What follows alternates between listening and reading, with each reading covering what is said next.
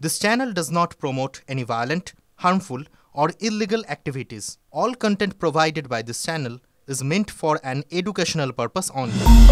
মোহাম্মদ ইউনুস তার পরিচয় শুধু নোবেল শান্তি পুরস্কার জয়ী বা বাংলাদেশের গ্রামীণ ব্যাংকের প্রতিষ্ঠাতা হিসেবে নয়, গোটা দেশেরই দায়িত্ব রয়েছে তার কাঁধে। ইউনুসকে ঘিরে সাধারণ মানুষের মধ্যে রয়েছে হাজারো প্রশ্ন। তার ব্যক্তিগত জীবন নিয়েও কম আগ্রহ নেই। তবে সম্প্রতি চর্চায় এসেছিলেন তার কন্যা মনিকা। অভিযোগ ওঠে মদ্যপ অবস্থায় গাড়ি চালাতে গিয়ে নাকি গ্রেফতার হয়েছেন মনিকা ইউনুস, যদিও পরে তা ভুয়ো খবর বলেই প্রমাণিত হয়। তবে এরপর থেকেই মনিকা ও মোহাম্মদ ইউনুসের প্রথম স্ত্রীকে নিয়ে নানা প্রশ্ন ও জল্পনা তৈরি হয়। শুধু প্রশাসনিক পদ নয়, ব্যক্তিগত জীবন নিয়েও একাধিকবার লাইমলাইটে এসেছেন মোহাম্মদ ইউনুস। শোনা যায় তার নাকি একাধিক বান্ধবী রয়েছে। অন্তর্বর্তী সরকারের প্রধান পদে দায়িত্ব পেতেই তাদের গুরুত্বপূর্ণ পদে বসিয়েছেন। তবে সম্প্রতি ইউনুস কন্যা মনিকাকে নিয়ে বিতর্ক তৈরি হতেই উঠে এসেছে তার প্রথম স্ত্রীর প্রসঙ্গ। মোহাম্মদ ইউনুসের প্রথম স্ত্রী ছিলেন ভেরা ফোরেনস্তেনকো।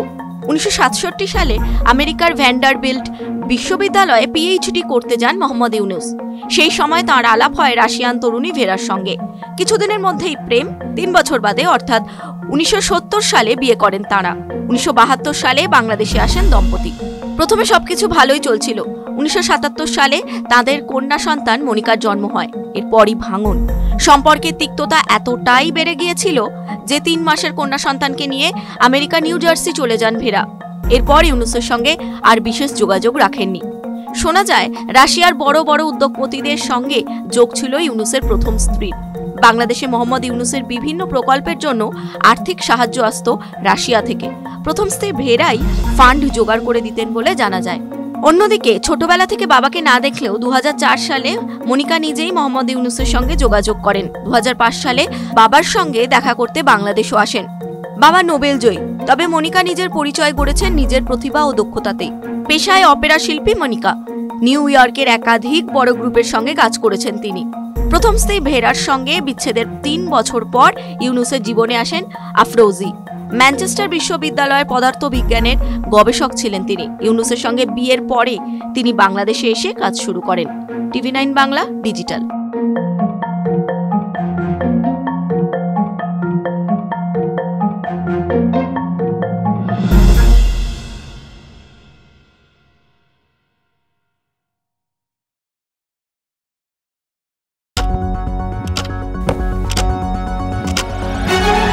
রাজনীতি শুধুই কি রাজার নীতি?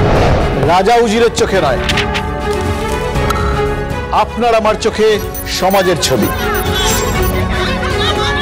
কঠিন কথা সহজভাবে না বললেই নয়।